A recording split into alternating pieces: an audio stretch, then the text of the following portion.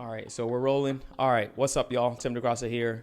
I'm just gonna do a one take on this video, right? Nothing crazy. This is real time. I tried to shoot this video multiple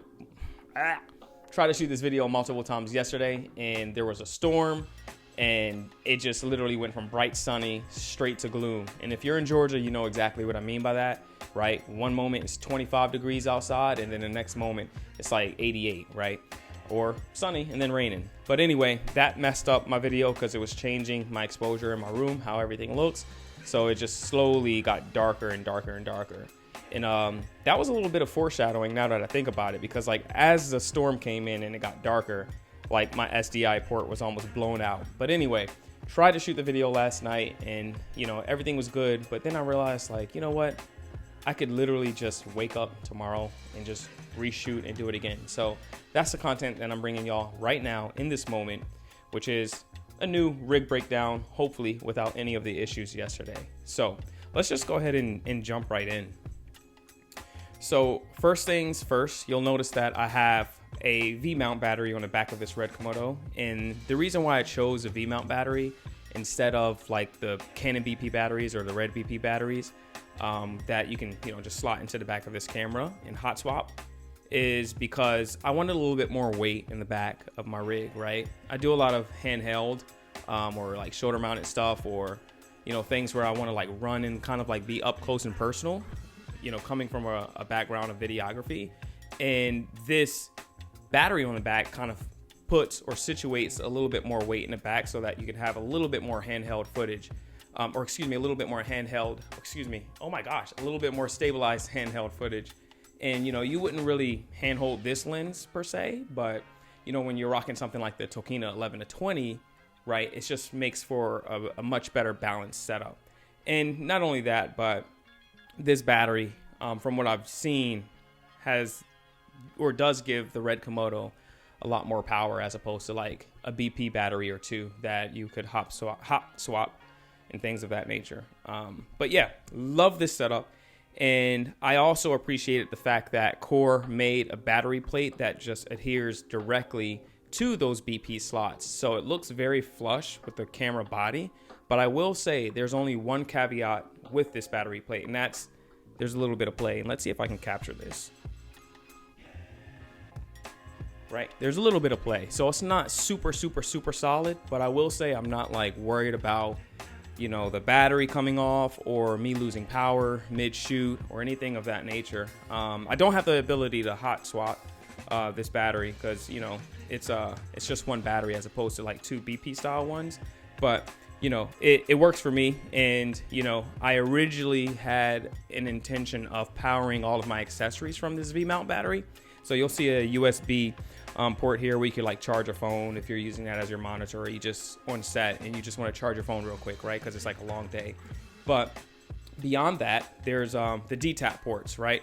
Where you could power, you know, your monitor, or you can power something like a Zoom F3 if you're looking for sound that you want to record externally, or just, you know, whatever the case may be in terms of accessories.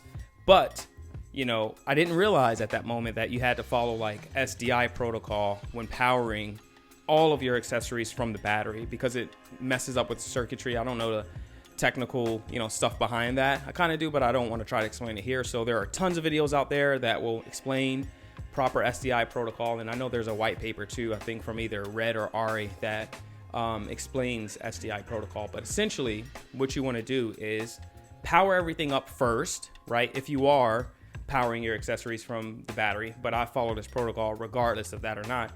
What you want to do is power everything up, and then you want to connect the SDI cable. So like that's the last thing that you connect. So there's this nice acronym that you can use to remember that, and it's called LIFO, which is last in, first off, and that's talking about the SDI cable. So if I were to power everything on right now, right, monitor, if I had a Zoom F3, external recorders, mix pre, whatever, it doesn't matter. Power everything up, turn the camera on, right?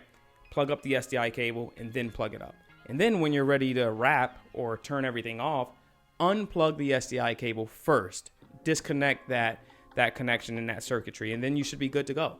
So, you know, I follow that SDI protocol, but I don't power anything from the battery. And plus it, you know, allows me to, one, avoid any mistakes or accidents, because they do happen. Hopefully I didn't just blow out my SDI port, because my camera is now off for the most part. And two, it allows me to give more power to the Red Komodo, right? As opposed to feeding all these different accessories with one battery.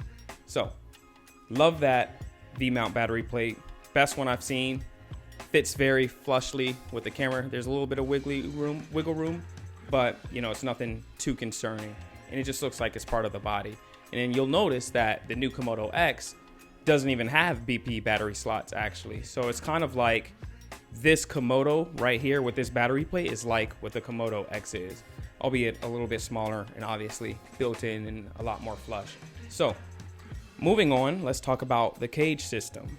And that is going to be that of Bright Tangerine's left field system.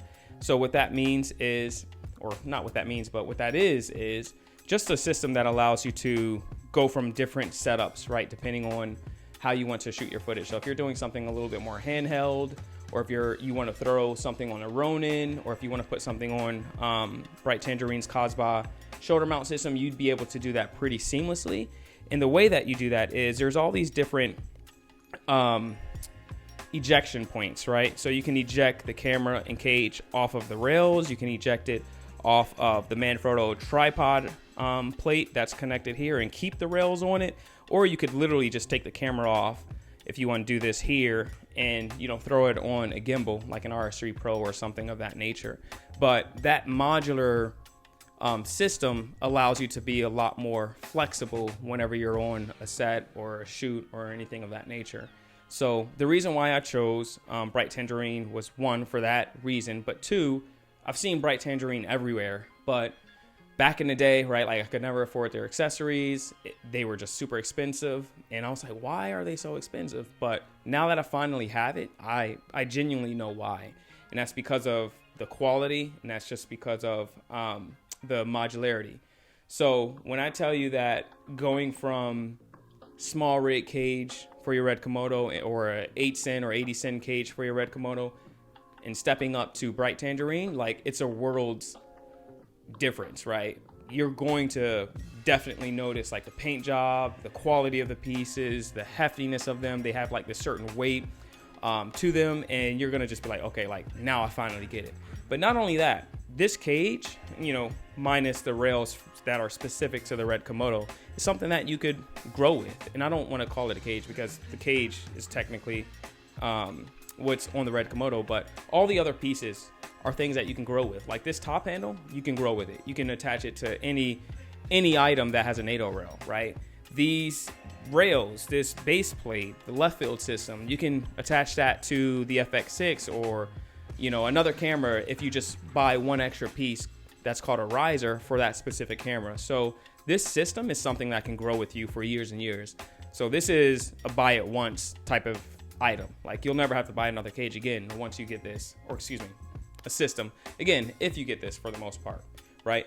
But anyway, on the cage there are all these different 1/4 inch and 3/8 inch mounting points, and they all have locking RA pins on the horizontal and vertical axes, and that allows you to just, you know, attach an accessory with a lot more security, and that really gives you peace of mind, right? Like if something's loose or you're changing something quickly on set and you're not paying attention, as we all do sometimes, right?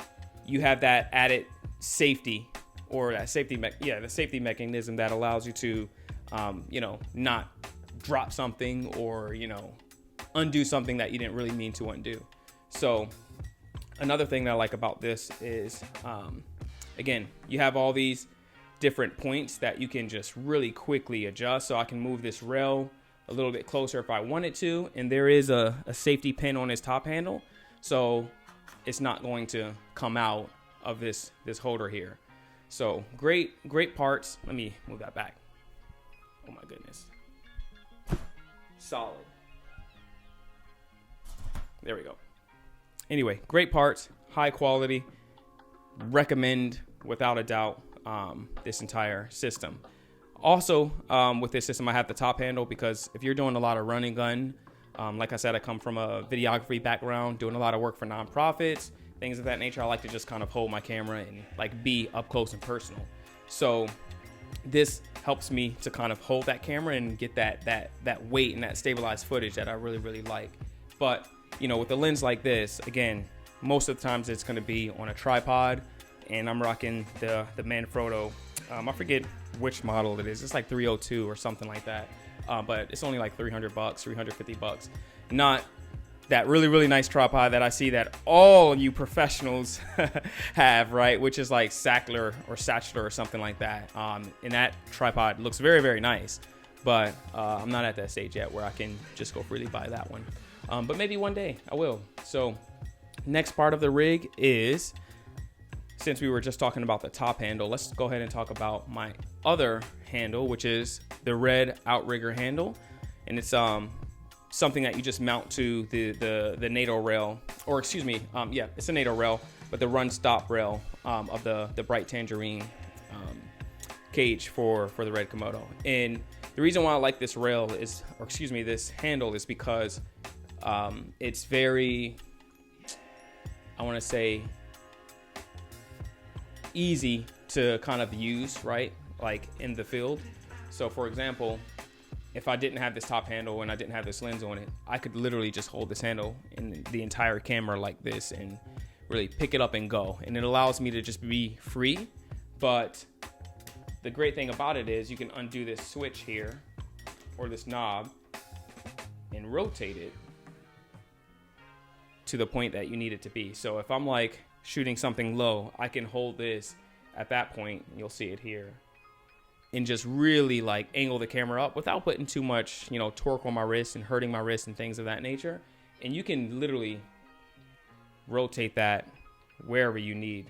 So if you're shooting something high up, right, and you're pointing the camera down, of course you would have to adjust the monitor, but you can turn a handle like that and, you know, shoot overhead. So like that, and really appreciate that functionality. But the biggest thing is there's a run stop trigger or a record button on this this handle, and that just allows you to, instead of fiddling with the instead of fiddling with the touchscreen on the Red Komodo, you could quickly just go ahead and start recording right from this handle. And that's particularly helpful when you don't have time to keep switching your grip, switching your hands, and you're just in that run and gun mode of just shooting and recording everything that you need to. So super helpful.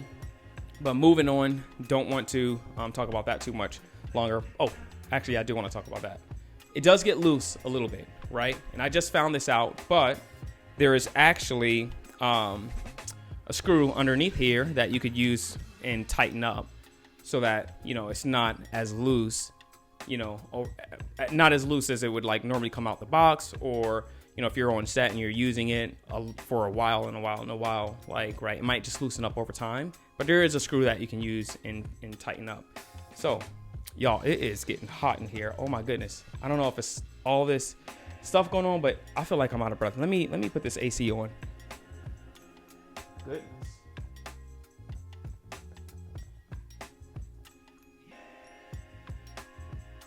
All right, yeah, it's 76 degrees in here. We don't want that.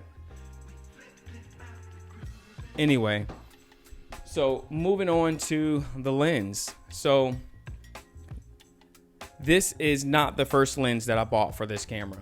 As y'all all know, the Sigma 18-35 is like the perfect lens for the Red Komodo, right? And it's cheap. It's a phenomenal lens. It's great in low light, and it's just that workhorse of a lens that you can use to shoot like your own like content for whatever reason, right? But I wanted to see what I could do to maximize the most out of the Komodo sensor, and that was, for me, looking into cinema glass. And with my budget and, you know, what I'm looking to shoot, I felt like the Tokina 25, the 75 made the most sense for me. And it's not the best in low light, but it's average, right? Like T2.9 is great, right? Like, you don't want to have everything blown out and, you know, with a really, really big shallow depth of field anyway, especially if you're doing like videography type work, run and gun type work, or like an interview, right?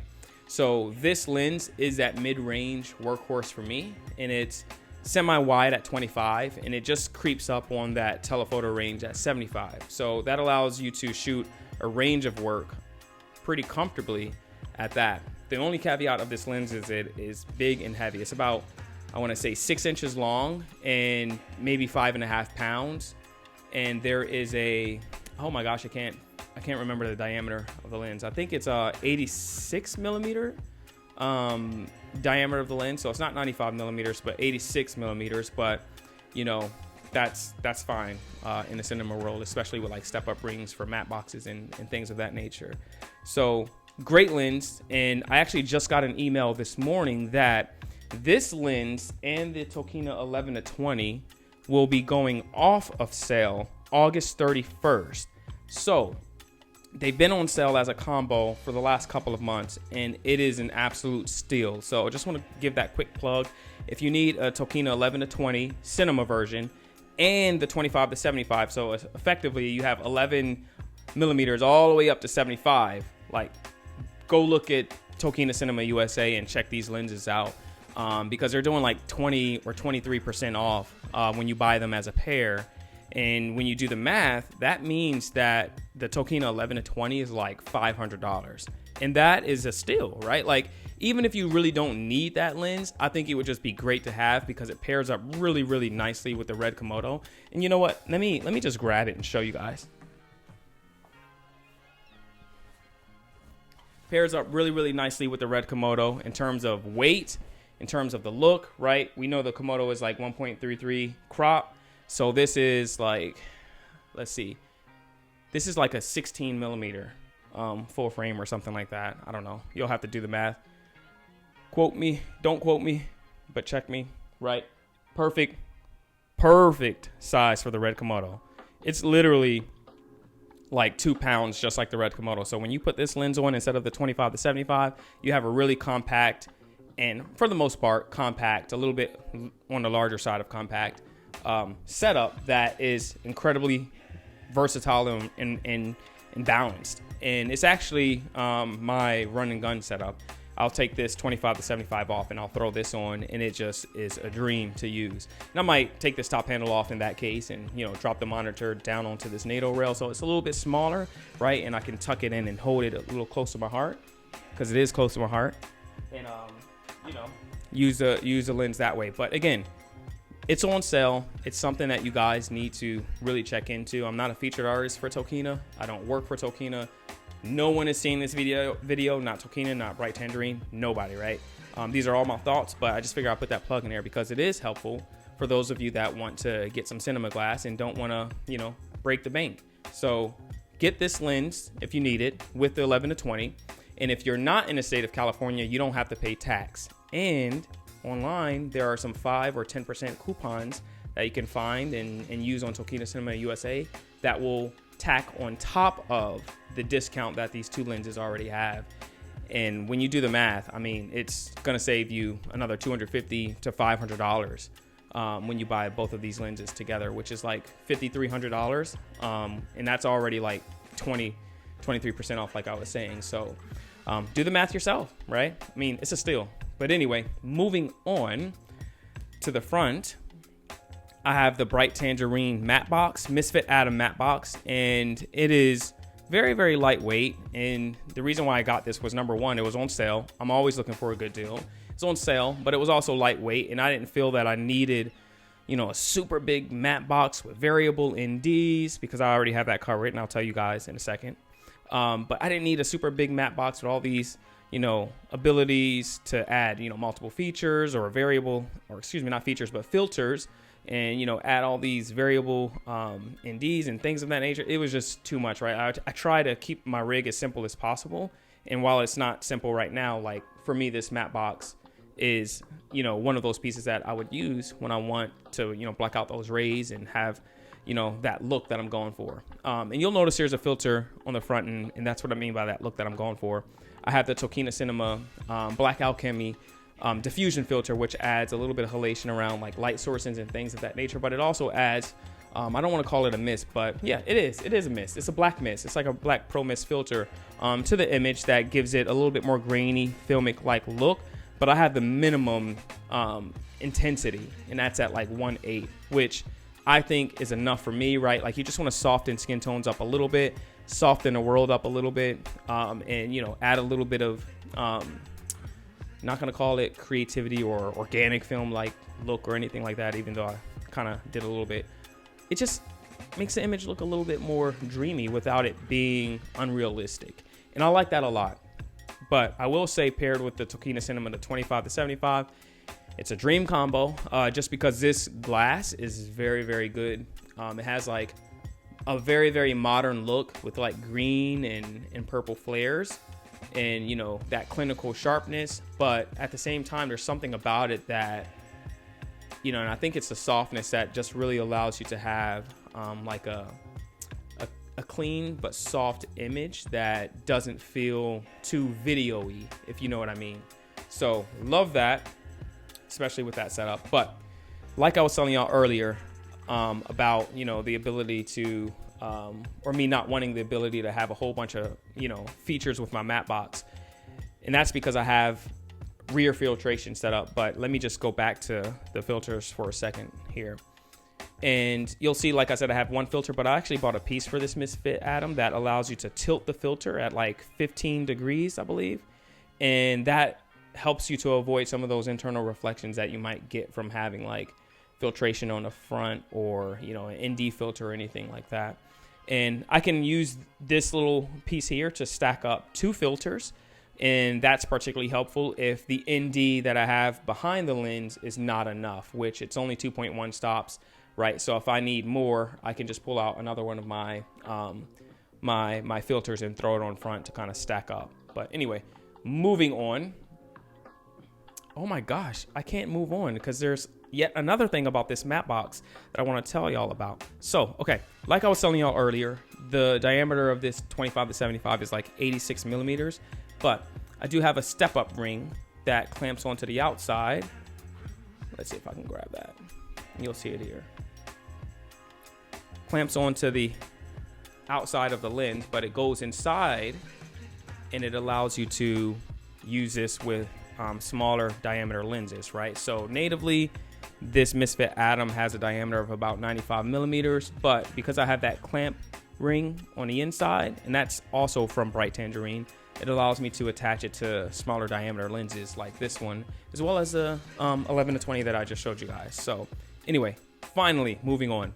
Y'all, favorite part of my Red Komodo rig is the Kippertie Revolve, the RF to PL version that has an ND filter, which the Revolve is a version that has an ND filter. They make another one without the ND filter that's just a RF to PL, and it's called the Adapter, I believe.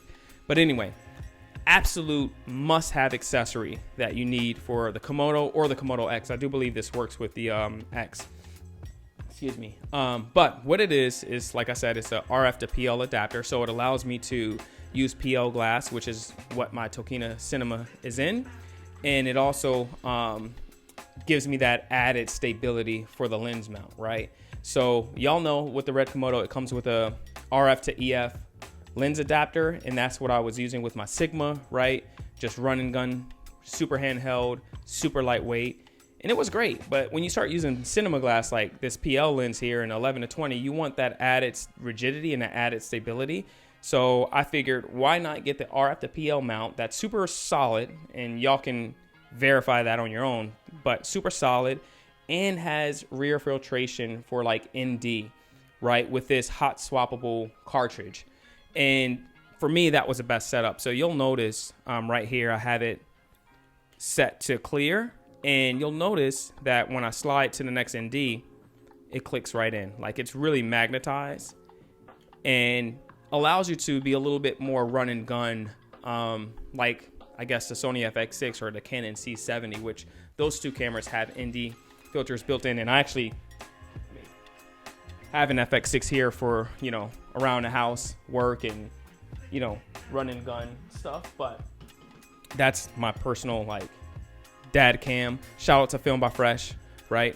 That's my dad cam as well. So anyway, it allows you to kind of function a little bit more like those cameras, but you know, it's not technically the same because you do have to adjust it yourself.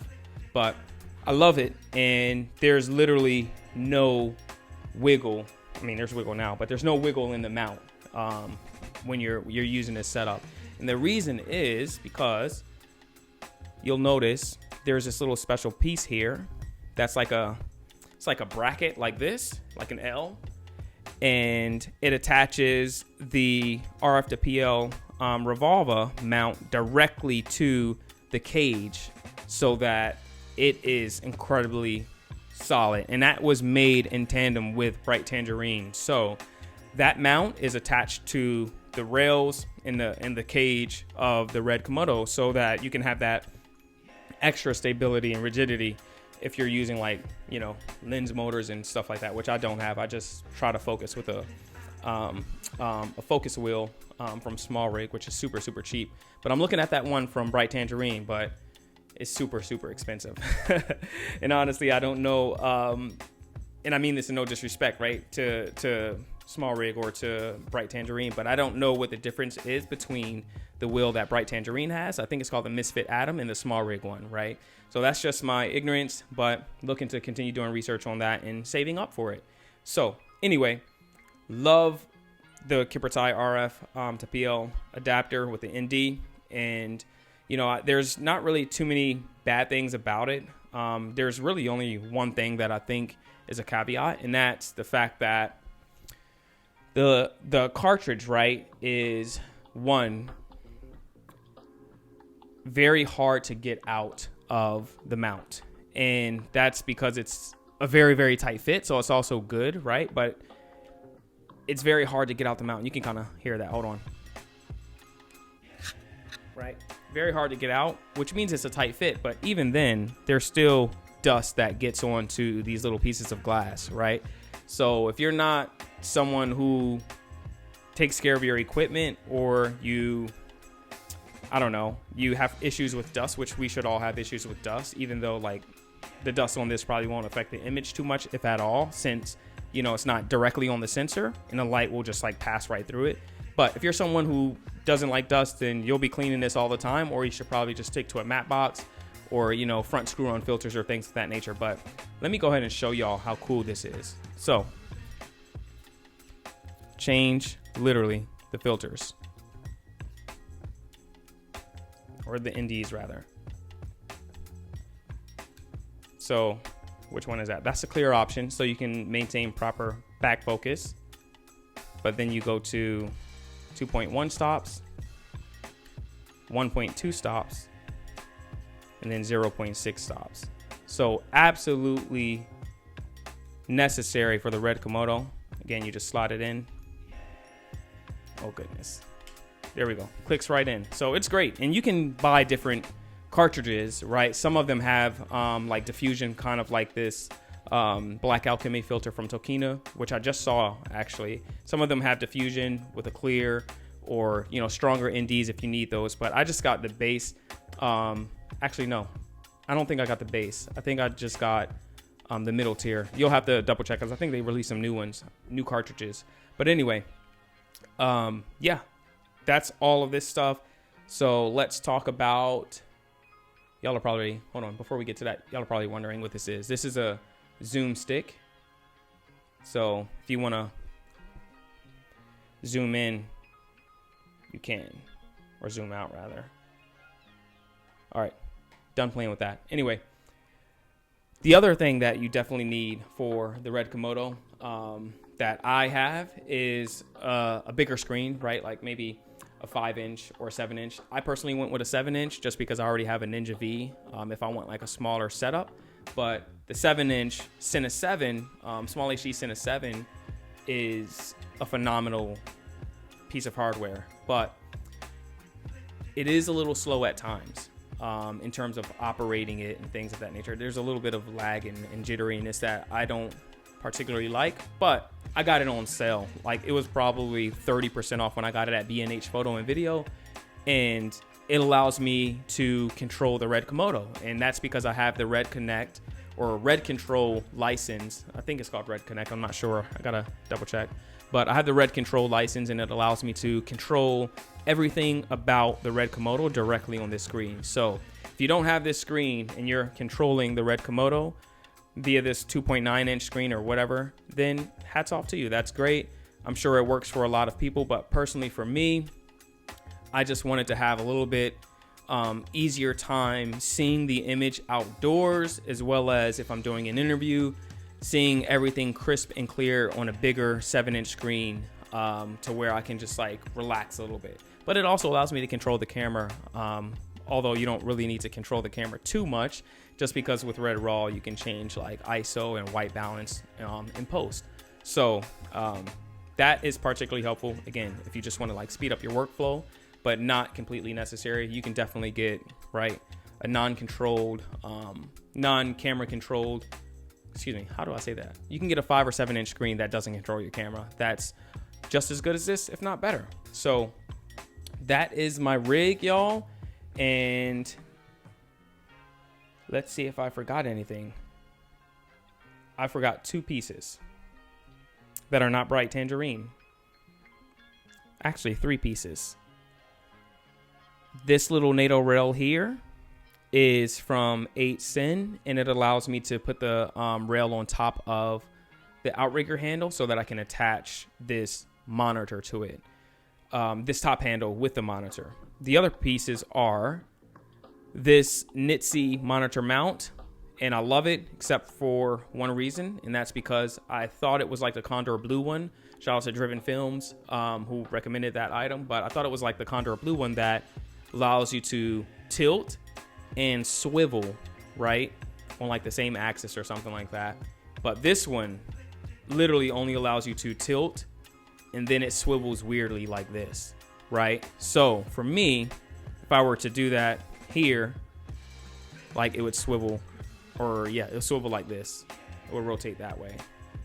And I just don't have a need for that. Maybe I can mount it on one of these different points that lock, but I haven't really tried to play too much around with that mount. I just put it on a top handle and kept it going.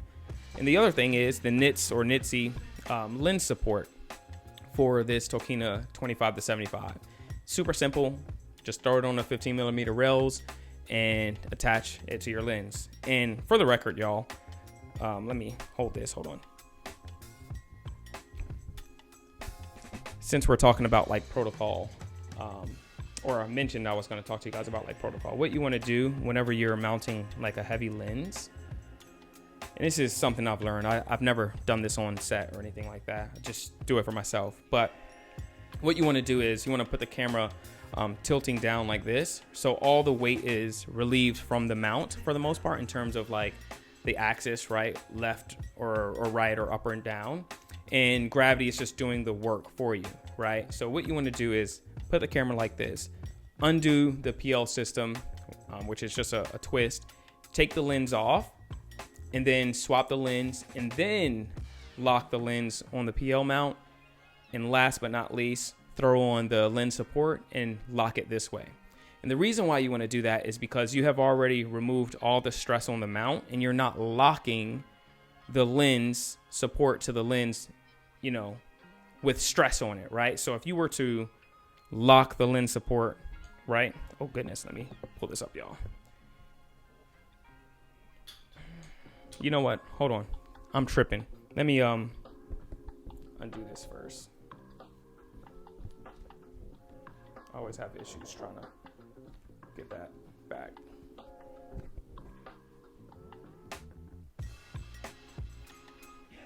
If you were to mount the lens like this and then throw on the lens support, let's say there was stress on the lens mount, then you would just be effectively locking that stress in, and you won't be getting the best support for that lens. So always point the lens to the sky. Don't worry about dust or anything like that. Just do it quick, or have your AC do it, or whoever, and then adjust the lens that way, and you know, or swap the lens that way and then throw on that lens support. I am tripping, y'all. Look at all of this stuff I'm doing. So all right, y'all, it's been real. This video is probably like 30 minutes long, so maybe I might have to cut it down. But anyway, appreciate y'all taking a look at this video. Appreciate y'all taking a look at my rig. If y'all have any questions about it, please let me know, and see y'all in the next one.